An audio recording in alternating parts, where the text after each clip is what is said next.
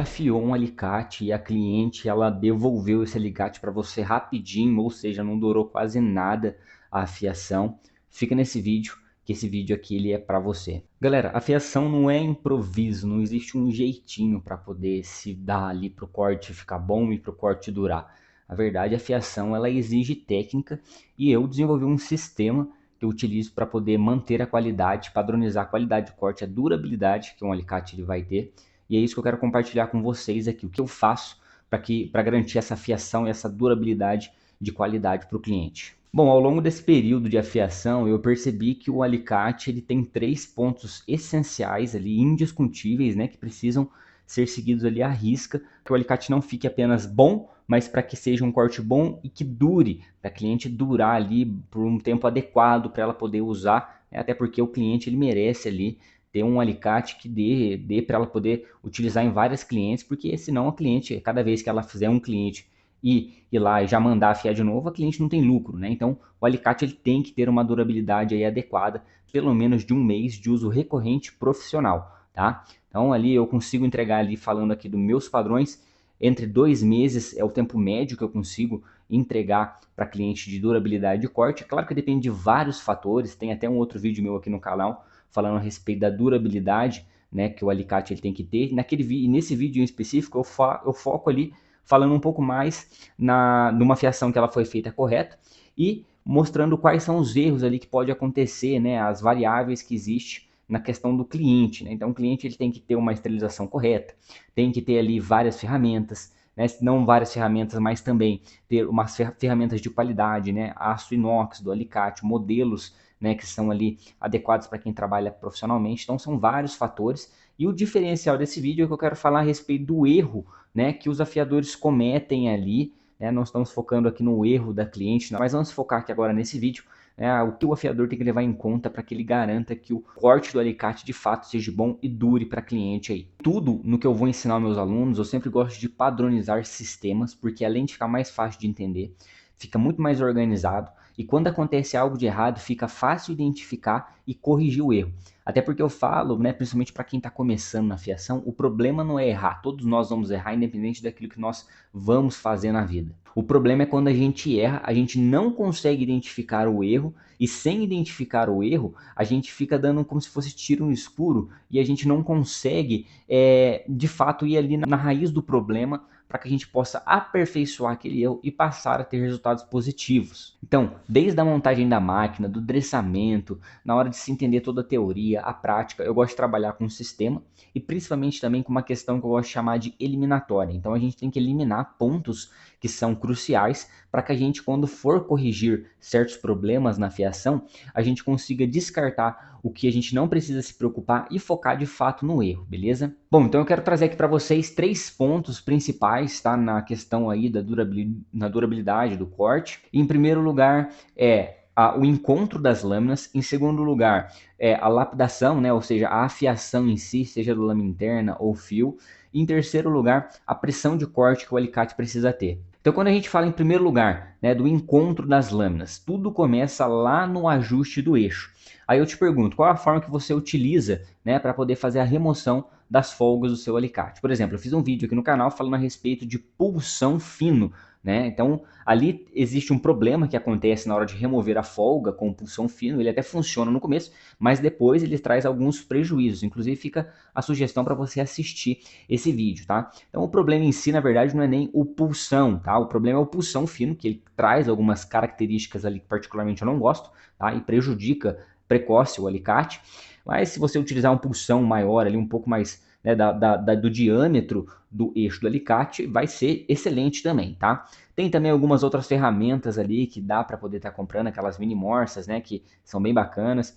Mas agora eu, né, gosto sempre de utilizar um martelo bola, porque ele não apenas é um material, né, uma ferramenta acessível, né, juntamente com a nossa bigorna ali, né, os dois somados ali a gente consegue fazer um serviço, né, de ajuste de alicate que é prático, né, econômico e eficaz. Isso que é o mais importante, né? E independente da ferramenta que você utilize aí para poder remover, fazer o ajuste correto, né, do alicate, tirar aquela folga, né, não, independente da ferramenta que você utilize, em alguma situação você vai ter que recorrer aí para o martelo bola, né, para a bigorna, porque tem situações que é preciso fazer ajustes com essas ferramentas. Então eu já utilizo direto isso, eu não tenho outros acessórios, porque para mim não é necessário, tá? São ferramentas que são boas, dá para utilizar sim, se você quiser, manda ver, mas o ajuste do eixo do alicate, ele é importantíssimo, tá? Então, o ajuste do eixo, ele não pode nem ficar muito duro a ponto da mola não conseguir devolver o alicate,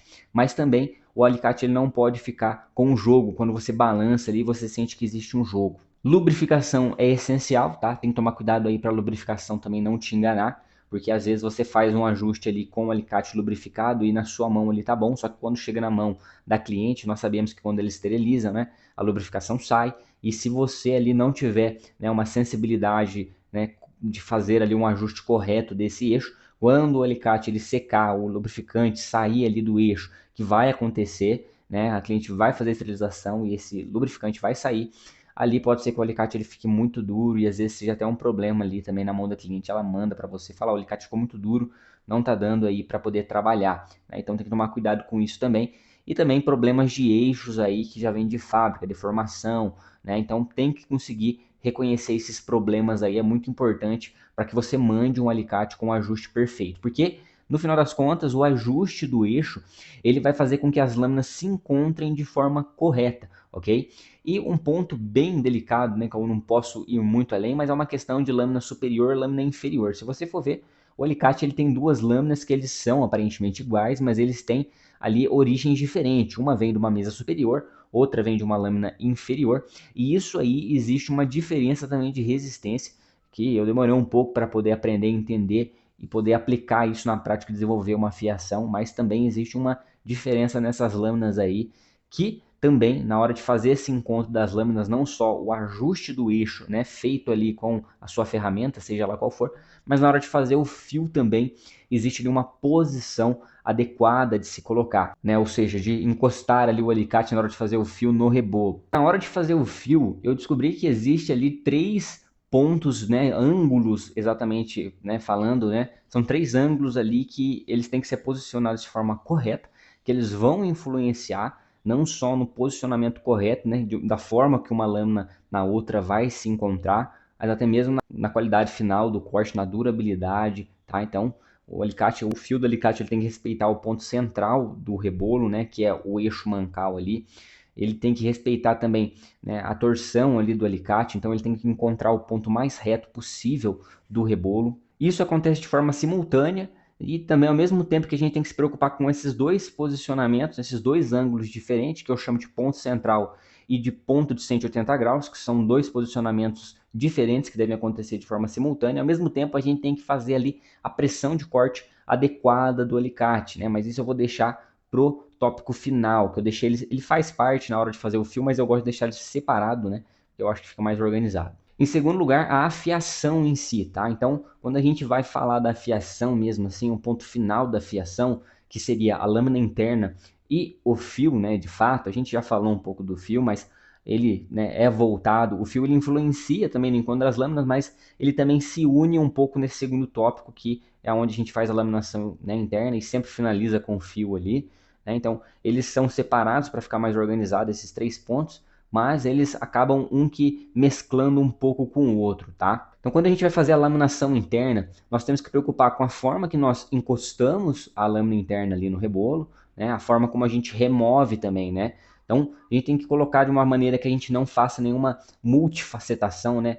Deixa o alicate ali com multifaces, o alicate ele tem que ficar uniforme, um brilho só, né? E não apenas você ter esse domínio de colocar da forma correta, saber onde está colocando, né? A espessura da lâmina que ela vai ter ali, enfim, mas também na hora que vai remover, para não, né, você não perder o trabalho que você teve na hora de lapidar, e se você remover errado ali, você compromete, e você também tem que saber não só fazer, mas identificar se você errou nesse processo ou não. E na lâmina interna também tem dois ângulos que são muito importantes ser respeitados.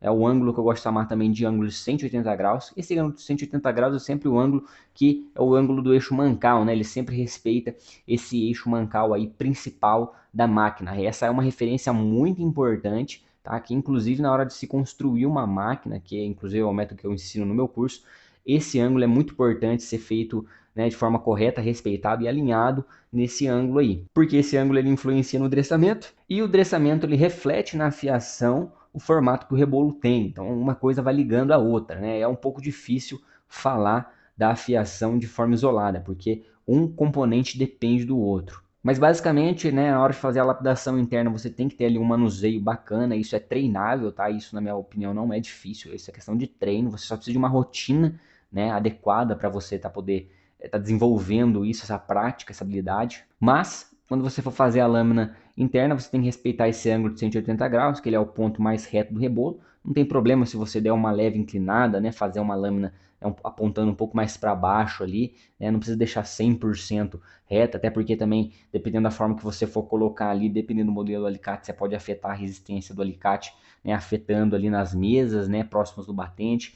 Então não tem problema inclinar um pouco, você tem que entender que, né, a posição ali ela vai trazer, né, circunstâncias, resultados diferentes na hora de você finalizar o alicate, você também tem que saber, né, conduzir isso para que você consiga finalizar o alicate de forma adequada. O segundo ângulo muito importante na hora de se levar em conta na hora de fazer a laminação interna é o ângulo que eu vou chamar de ângulo de torção. É o quanto você torce o alicate para dentro, né, ou para fora. Isso vai delimitar ali o tamanho da lâmina interna, se ela vai ser uma lâmina mais fina, uma lâmina mais larga, né?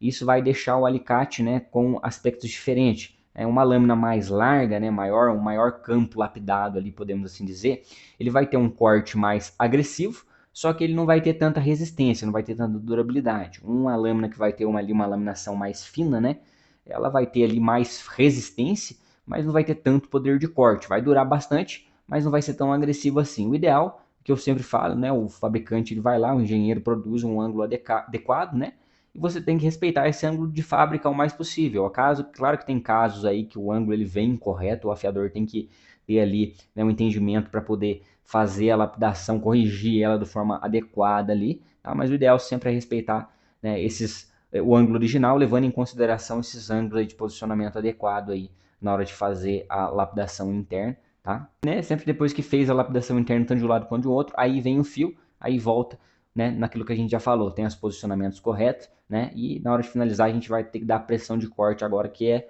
o terceiro tópico aí importante também de se levar em conta. Então, em terceiro lugar, pessoal, a pressão de corte ela é muito importante. O alicate ele tem uma resistência na parte de baixo, né, aonde o alicate ele tem as mesas do alicate, né, a superior, a inferior. Aí da superior sai uma lâmina e da inferior sai outra lâmina, né? E cada lâmina, né, as duas lâminas, elas têm uma certa particularidade, né? Uma por ser de cima, outra por ser de baixo, mas eu não vou focar nisso agora. Mas quanto mais próximo das mesas, mais resistente o alicate é. E quanto mais na ponta, menos resistência o alicate tem. Então o alicate ele precisa encostar primeiro na ponta e depois vir fechando, porque a ponta do alicate ela não tem força. Então se ela encostar, o alicate encostar junto, ele pode até cortar do meio para baixo, mas ele não vai cortar a ponta. Então o alicate ele precisa tocar primeiro na ponta e ele precisa vir fechando, ele precisa fechar de forma completa, tá? Enquanto o alicate ele vai fechando, ou seja, tocou a ponta, e nesse percurso que ele vai fechando, ele vai jogando pressão para a ponta, né? E essa pressão que vai exercendo na ponta vai gerando mais resistência. E quando o alicate chega no final, é onde o alicate ele dá aquele puff, e o corte ele sai aquele corte limpo, né? E por completo, tanto do começo ao fim. E o alicate ele não pode nem pegar na ponta e não pode nem também, né, pegar na parte de trás, não pode mastigar nem nada. Então a pressão de corte ela é importante, né? E essa pressão de corte é o quanto de força que nós vamos fazer, né, para o alicate ele tocar e até ele fechar. Então a gente não pode fazer muita força, porque senão ele está com pressão excessiva. Eu até falo, né, que você quando você for usar para poder testar o alicate, não é só você quero testar no jornal, quero testar no papel higiênico. Na verdade, existe uma diferença ali em centésimos, porque a fiação ela é uma profissão que ela é sensorial, né? Então eu gosto de usar esses termos porque acho que fica mais fácil de entender, mas uma folha de jornal ela é um pouco mais grossa, obviamente, que um papel higiênico, né? E eu utilizo aqui papel higiênico de folha simples, que é de uma folha só, tá? Eu não uso de duas folhas, porque eu quero justamente ter essa diferença de duas folhas, né? Uma folha mais grossa, uma folha mais fina. Então quando você for testar um alicate, se você testa ele numa folha de jornal e ele corta por completo, bacana. E você tem que pegar, o correto é esse alicate, né? E testar do mesmo alicate que você fez, testou na folha de jornal, testa também na folha de papel higiênico. Uma pressão de corte adequada, ela vai fazer com que o alicate corte nas duas folhas, tá? E algo muito curioso é o seguinte, se o alicate ele corta no jornal, perfeito, do começo ao fim, sem puxar, sem nada, mas no jornal ele não corta, você pode observar que no papel higiênico, se ele não cortar no papel higiênico, significa que ele vai estar com uma pressão muito alta. Por que uma pressão muito alta? Porque se ele cortou o papel higiênico, o jornal ele é mais grosso, mais espesso, sempre que você for observar, se ele não cortar no papel higiênico, sempre vai ser do meio para baixo. Faz esse teste para você ver. Porque o jornal, por ser mais grosso, ele não exige do alicate um fechamento 100% completo. Então ele fica uma leve aberturinha lá embaixo, mas só que pelo jornal ser mais grosso, ele vai cortar o jornal ali mesmo assim, tá? Por outro lado, né, se você pegar o alicate, testar primeiro ele no papel higiênico e ele cortar no papel higiênico perfeito do começo ao fim, sem puxar, sem nada, e você pegar e testar ele no jornal e ele não cortar no jornal, você pode observar que quando acontecer isso, você testar no jornal, ele não vai cortar no jornal do meio para cima, ele sempre vai pegar na ponta.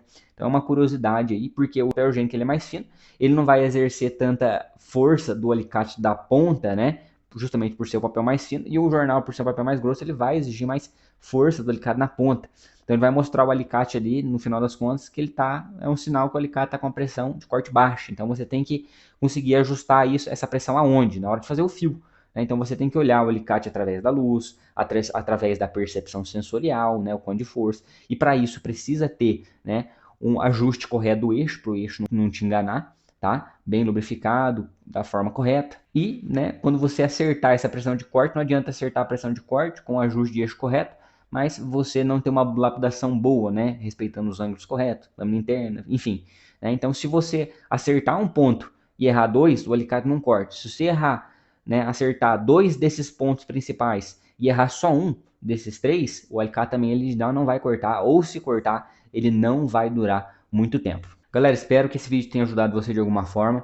Se você ainda não é inscrito, se inscreve nesse canal, tá? Estamos, né, programando para trazer conteúdos um pouco mais didáticos mesmo aí, que eu acho que é o que realmente faz a diferença, né? A gente já vê na internet muitas pessoas afiando como é que faz lâmina interna, fio, mas eu vejo que o importante mesmo para quem quer entender, conhecer a fiação, é sentar e assistir conteúdos como esse. Então eu não vou conseguir trazer muitos conteúdos, né, frequentes, sempre vai ser um vídeo, 2 vídeos por semana, porque dá trabalho elaborar um pouco mais desse conteúdo, tá joia? Mas já segue aí, curte também, deixe seu comentário, que seu comentário pode virar um vídeo, a gente pode tirar sua dúvida aí, tá joia? E se você quiser começar na fiação aí, né, com um curso completo, didático, te convido a estar clicando aqui no link da descrição ou no comentário fixado, nosso curso de afiação de alicates do simples ao extraordinário, onde ali a gente tem 8 módulos, mais de 80 aulas, afiação de alicate de cutícula, alicate de corte de unha, espátulas de cutícula, espátulas de calo, bisturis, curso completo mesmo para te preparar como profissional, não só na prática, mas conteúdos densos, teóricos,